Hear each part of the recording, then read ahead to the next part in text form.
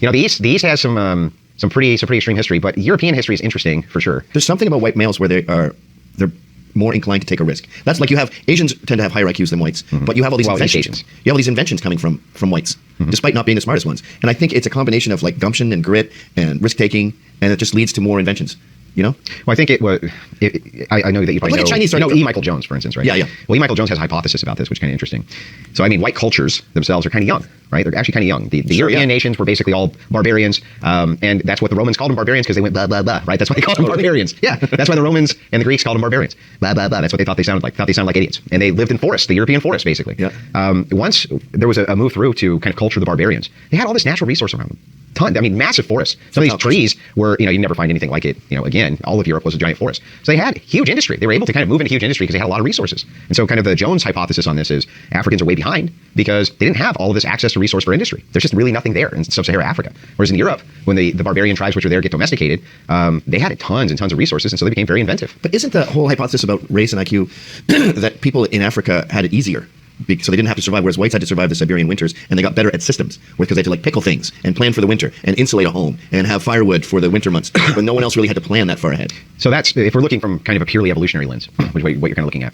Not really. That wouldn't really be the hypothesis because they also weren't getting run down by lions and tigers, and they also weren't, having nearly as much trouble. Well, blacks can run fast. So because of whites, right? But yes, Africa had all sorts of conditions that they were dealing with there that were every bit as bad as the conditions dealt with by these northern tribes, right? Same thing. They had all sorts of bad conditions, but they didn't have nearly as much in the way of naturalized resources which were useful. They had those things that nobody cared about then, right? If you're tribal, like gold and diamonds and rubies, right? Nobody gave a fuck about those things. Those are rocks. Yeah, those are dumb glittery rocks. We can't eat that. You know what I mean? Well, why do you? Because I don't think it's arguable that whites are, especially males, are exceptionally good at systems.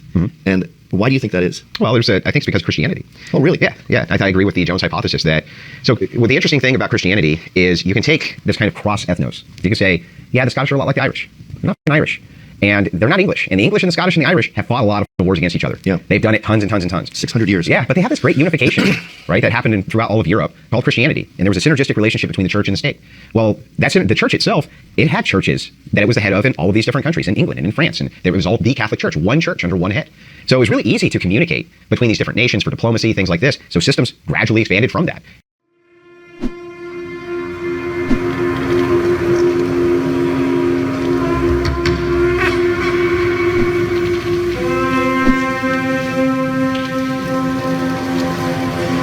Religion. The Vikings usually worshipped their gods in the open air, at ancient sites, sacred groves, or on islands, although occasionally people congregated in wooden temples, which contained carved images of the various deities. Sacrifices of animals, crops, and sometimes humans were regularly made to the gods, and no matter of importance would ever be undertaken without first petitioning the relevant gods for guidance and protection. The Norsemen viewed their world as a flat disk surrounded by a vast ocean, and here, coiled around the earth, dwelt the Midgard serpent.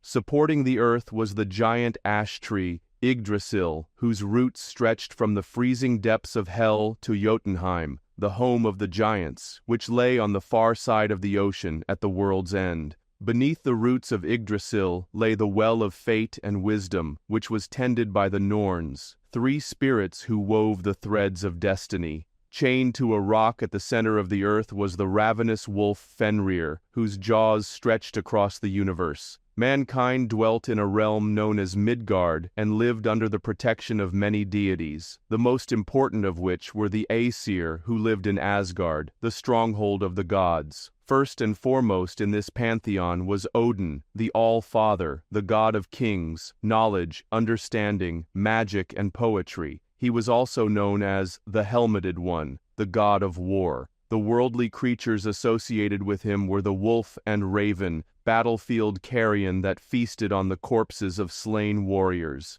It was the wish of every Viking warrior to die a hero's death on the battlefield and to be chosen by the fierce female spirits known as Valkyries, who would carry the bravest of them to Odin's great Hall of the Slain, Valhalla. Next to Odin stood his son Thor, the red-haired god of thunder and lightning. Armed with his great hammer, Mjolnir, Thor's principal task was to guard Asgard and Midgard against the evil giants of frost and fire, whose abiding aim was the destruction of the gods. While on his adventures, Thor was sometimes accompanied by the god Loki, who represented the forces of mischief and chaos. As Ragnarok, the doom of the gods, dawns, the giants, in league with Loki, begin their march on Asgard. The massive wolf Fenrir breaks free from his chains, and the Midgard serpent, spewing venom, rises from the sea. As the world tree Yggdrasil trembles, Heimdall, the watchman of Asgard, blows his horn, and the gods, along with the slain heroes of Valhalla, arm themselves for the final battle. Frey, a deity associated with fertility, is first to die, slain by the fire giant, Surt. Odin spears Fenrir, who then devours him and is in turn slaughtered by Odin's son, Vidar. Thor engages the terrifying Midgard serpent, and each is the death of the other. Heimdall and Loki destroy one another, stars fall from the sky, the sun is extinguished, and the earth is swallowed by the sea. In the wake of this cosmic destruction, however, Odin's second son, Balder, is resurrected, and the sons of Odin and Thor, along with a mortal man and woman, live to see a new order arise. With it comes the possibility of a new All-Father, which some interpret as the coming of Christianity.